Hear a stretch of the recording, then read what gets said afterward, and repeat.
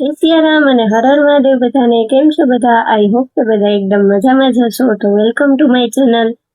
અને ફ્રેન્ડ, સવારમાં ઉઠીને મારે એક જ કામ હોય, આપણે આપણું દૂધ બનાવીને પી લેવાનું હોય. એટલે મેં જો મારું દૂધ ગરમ કરીને પી લીધું, તો મેં કીધું પછી આપણાથી બધા કામ થશે, ત્યાં સુધી આપણાથી કાંઈ કામ થાય નહીં. પછી આજ તો જો નવરા બેઠા બેઠા મને એક વિચાર આવ્યો કે હાલો હું મારા વાળમાં લટ કપાવી નાખું. તો મમ્મીને કીધું કે મારે લટ કપાવી છે. તો મમ્મી કે અમારે કે બારે ના જવાનું હોય, મને આવડે જ છે, હું કાપી દઈશ કે.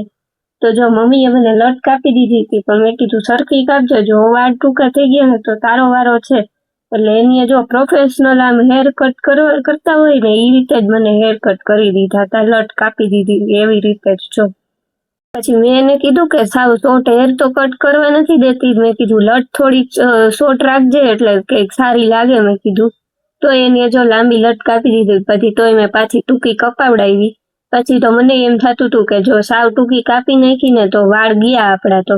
અને ફાઇનલી જો મમ્મીએ લટ કાપી દીધી હતી, અને મને એવું લાગતું હતું કે થોડીક વધારે જ એની શોર્ટ કરી નાખી, કેમ કે આમ આગળ જ વાળ રહેતા હતા. પણ કાંઈ વાંધો નહીં, મેં કીધું આપણે તો ઘરની ખેતી છે, ઉગી જશે પાછા થોડાક દિવસમાં, વાળ લાંબા થઈ જશે. પછી વધારે તો મમ્મીને કઈ કહેવાય નહીં, બાકી બીજી વાર આપણને લટ કાપી ન દે. અને સાંજે જો હું નવરી બેઠી હતી તો મેં કીધું હાલો આજ તો જેઠાલાલ જોઈએ થોડીક વાર, ઘણા દિવસથી મેં જેઠાલાલ જોયું નહોતું. એટલે આજે ફાઇનલી વારો આવી ગયો હતો. તો નવરા બેઠા બેઠા ઈ કામ કર્યું. ત્યાં તો મમ્મીનો ફોન મારી બાજુમાં પડ્યો હતો, તો એમાં ફોન વાગ્યો. મમ્મીને બોલાવી તો મમ્મી તો હતી નહીં ઘરમાં, એ ક્યાંક બારે ગઈ હતી. પછી જો એને બોલાવીને તો એ બેઠા બેઠા કરવા માંડી હતી વાતું ફોનમાં. અને આપણે તો જો બેઠા બેઠા ટીવી જોવા માંડ્યા હતા, કેમ કે મમ્મીની ફોનમાં વાત ચાલુ હોય ને ત્યારે કઈ બોલાય નહીં, વચ્ચેનો વારો નીકળી જાય.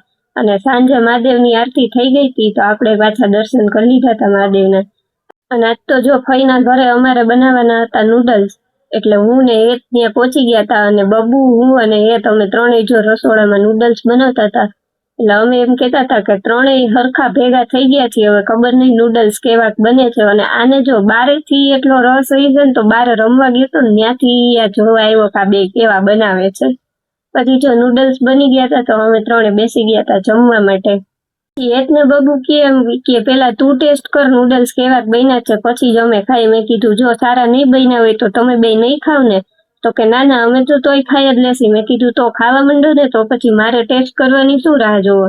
અને જમીને અમે થોડુંક વોકિંગ કરી આવ્યા હતા, ને પછી આવી ગયા હતા ઘરે, થોડીક વાર બેઠા હતા. તો આજ માટે આટલું જ. મળીએ નેક્સ્ટ વ્લોગમાં. ત્યાં સુધી લાઈક, શેર એન્ડ સબસ્ક્રાઇબ કરવાનું ભૂલતા નહીં.